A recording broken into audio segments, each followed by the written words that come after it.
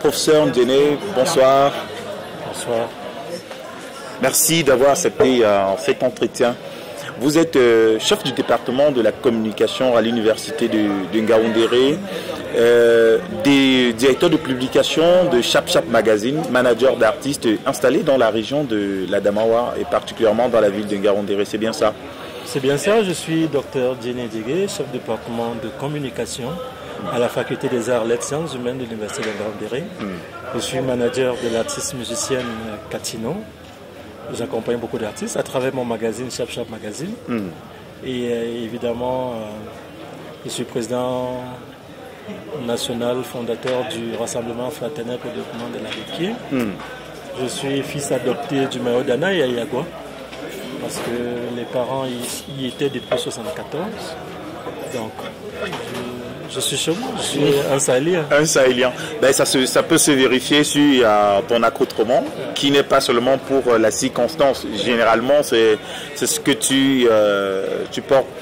Alors, c'est quoi le boulot d'un chef de département de la communication dans une grande université comme celle de Ngaoundéré? C'est le boulot le plus stressant du monde, en fait.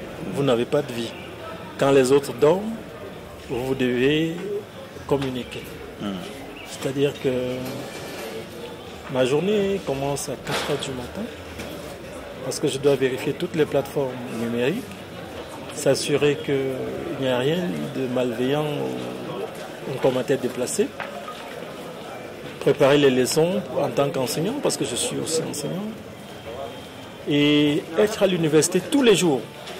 Quand les autres sont peut-être en train de réfléchir ou de faire autre chose, vous avez l'obligation d'y être parce que vous devez vous assurer que tout se passe bien du côté professionnel, c'est-à-dire que administratif, qu'il n'y ait pas de plainte au niveau des étudiants, vous assurez que les enseignants dispensent bien leurs cours et vous devez faire un suivi quotidien de votre département, signer la paperasse administrative, pour soit un collègue, soit pour les étudiants ou autres, ou encore des réunions.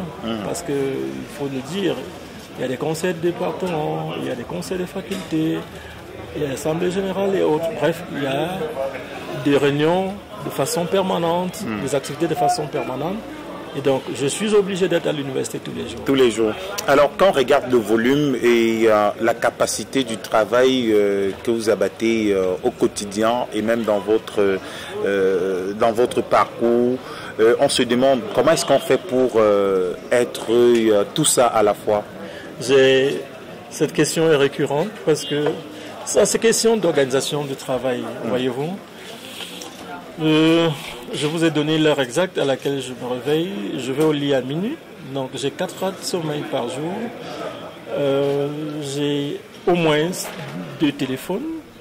Et pour ceux qui connaissent le digital, le travail s'organise en ligne, pour ceux qui sont beaucoup plus en ligne. Dans le cadre je prends un cas bête, dans le cadre de la gestion de la carrière de mon artiste Katino, c'est beaucoup plus en ligne. J'ai le temps de faire les mises à jour des plateformes numériques. Et il faut le dire, rappeler que je gère aussi 22 plateformes numériques en ligne. Donc, je dois m'assurer que toutes les plateformes sont mieux et bien gérées. Je dois m'assurer que les followers sont là et que je réponds de façon permanente à ces followers. Je dois m'assurer qu'il n'y ait pas quelque chose de méchant. Et je dois m'assurer que toutes les personnes qui ont besoin, par exemple, de mon artiste Katino, que je puisse répondre à ces personnes. Et ça se passe en ligne. Ça n'a pas besoin de ma présence physique. C'est quoi le parcours scolaire pour un tel profil? Je suis titulaire d'un doctorat PhD. Je suis enseignant depuis 2012, le 25 janvier 2012. L'État du Cameroun m'a envoyé à Ngaoundéré pour enseigner au département de français. J'ai donné des cours de communication. Ensuite, constatant un intérêt en ce qui concerne la communication, l'université a ouvert un département de communication depuis 3 ans. Et je peux vous dire que c'est l'un des départements les plus courus de tous les départements de communication du Cameroun. En moins de 3 ans, on a pratiquement 800 étudiants.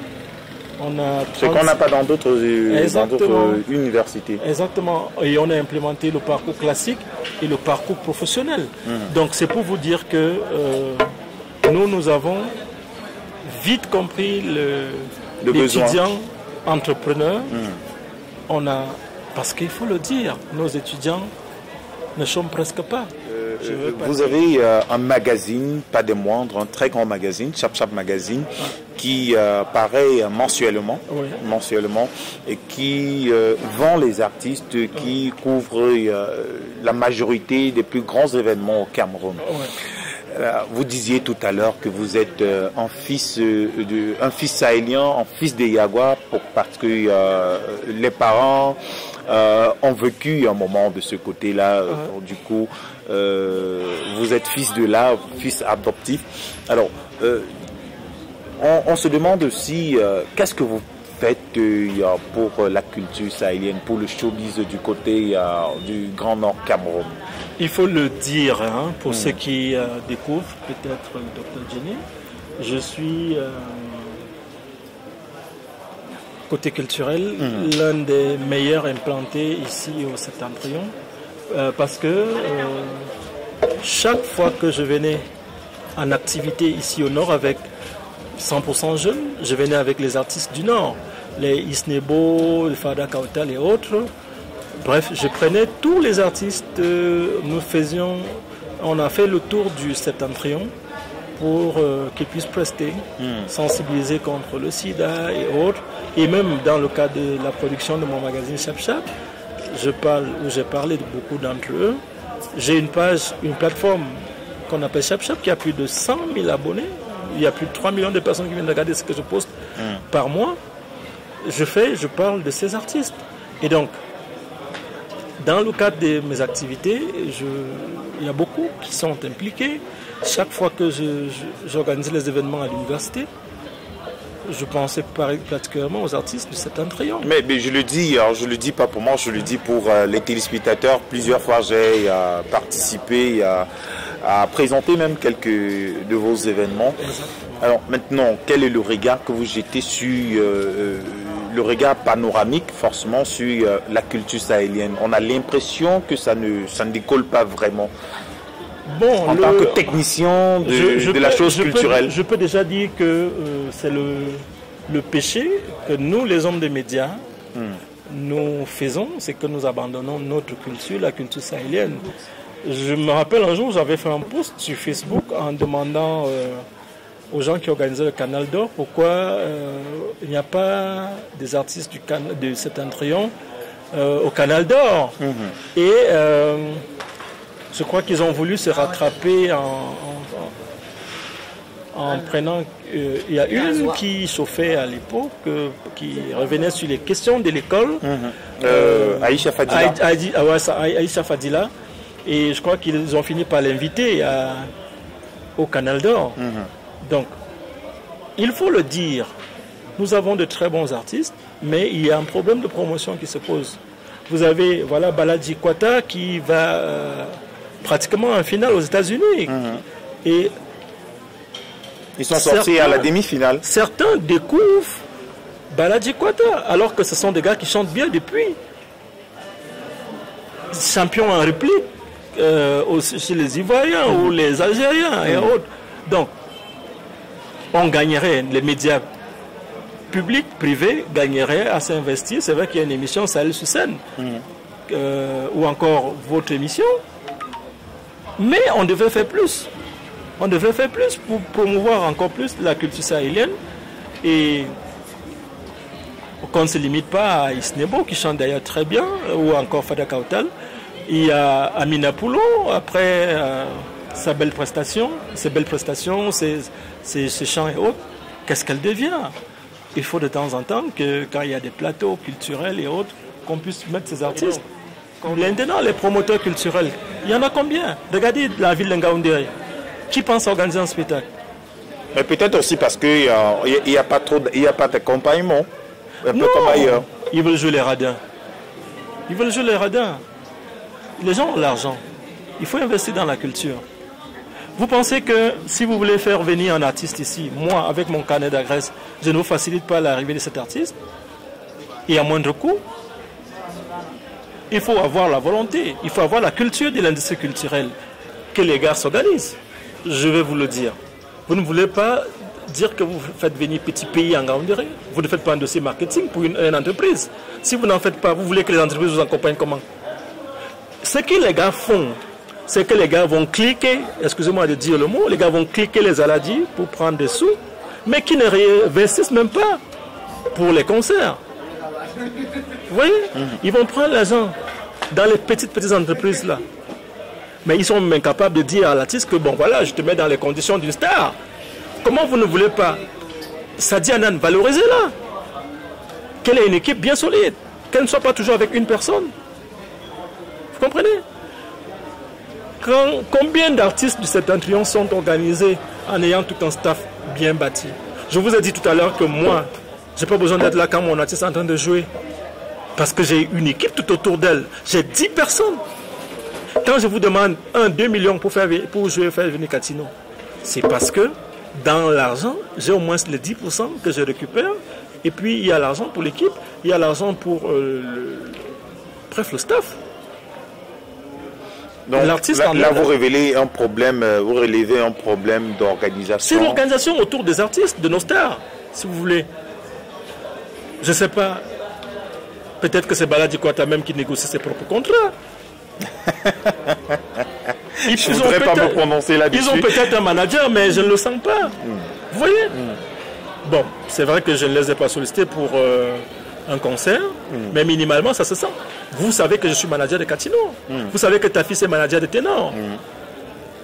On identifie l'artiste à son manager, à son équipe. Vous voyez? Vous savez que si Catino a un problème, on va d'abord regarder son manager, Dr. Jenny.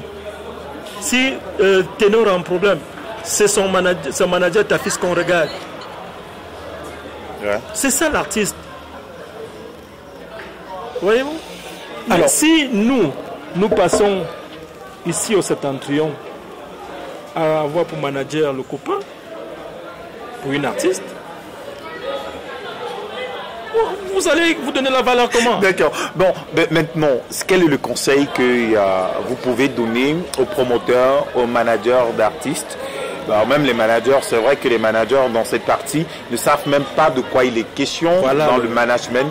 Mais maintenant, quel est le message ou alors le conseil en tant qu'acteur majeur de la culture au Cameroun?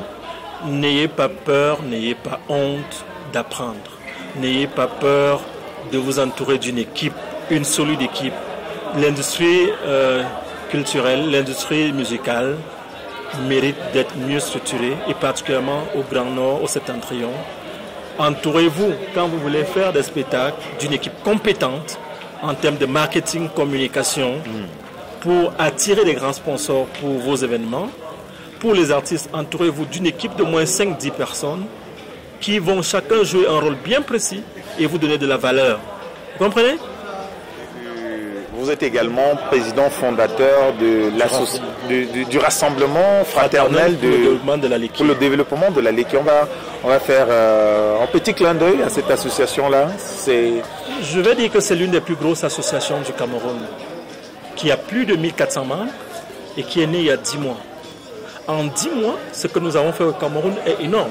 1400 membres. 1400 membres. Vous vous rencontrez virtuellement ou bien? Non, nous, en dehors du virtuel que nous gérons tous les jours, chaque 2 mois, on se rencontre. On était à ça, on est allé à Evodola, après on est allé à Okola, et dernièrement on était à Lirefomon. Et puis le 27, nous sommes au Bala. Alors, c'est quoi les objectifs d'une telle association, d'un tel rassemblement, et qu'est-ce que vous avez déjà fait? Aider l'État à atteindre sa SD30, la stratégie nationale pour le développement, à l'horizon 2030. Et comme le chef de l'État, Paul Biya, l'a dit, c'est une approche participative communautaire. Donc, nous avons réuni les enfants d'un même coin pour contribuer au développement de leur communauté. Je sais quand même que au Grand Nord, particulièrement en Ngaoundéré, ou encore je connais l'association Moinam, je connais l'ARA. L'association Moinam de Baya. Oui, je connais l'ARA, mais bon, c'est vrai que beaucoup reste à faire et il faudrait que les élites renforcent la solidarité entre elles, entre les différentes élites du septentrion. Il faudrait mettre l'égoïsme de côté. Et vous verrez que beaucoup de bonnes choses vont se passer. Inch'Allah. Voilà un secteur qu'il faudra peut-être y penser plus tard, c'est le secteur du transport. C'est difficile de rouler au septentrion. Il n'y a que 2 ou 3 agences. Non, laissons même l'état des routes. Pourquoi il n'y a pas 10 agences de transport qui vont au septentrion, qui relient le septentrion avec le Grand Sud ou encore avec d'autres régions? Il faudrait y penser.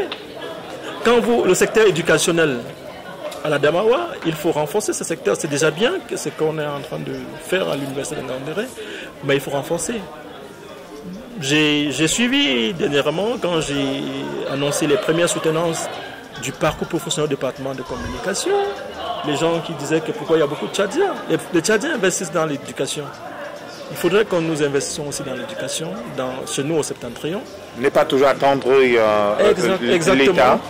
Je crois que nous pouvons développer nos institutions à travers ce que nous avons. À l'université de Ngaoundéré, nous avons l'INSAI, nous avons l'UIT et autres qui peuvent contribuer au développement du Cameroun de façon intense. Déjà même à la Damawa. Si nous avons du bon sandwich, du bon yaourt et autres que nous produisons, si nous faisons la production à grande échelle, moi je ne consommerai que ces produits. Moi je ne vous mens pas, je consomme le consommer camerounais.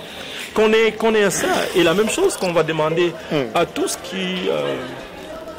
nos frères et sœurs du septentrion, mes frères, s'il vous plaît, mettez-vous ensemble et développons ensemble le septentrion, développons ensemble le Cameroun.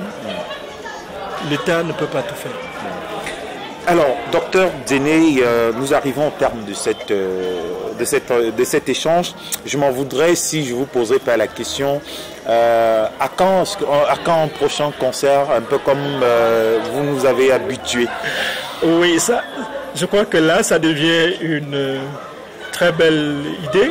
Je vais relancer et je me donne, en dehors de ce qu'on a fait aux Jeux universitaires, je me donne l'occasion de pour noter, pour ceux qui nous regardent, Dr Njena était carrément le centre, le socle des Jeux universitaires Ngaoundéré de l'année dernière.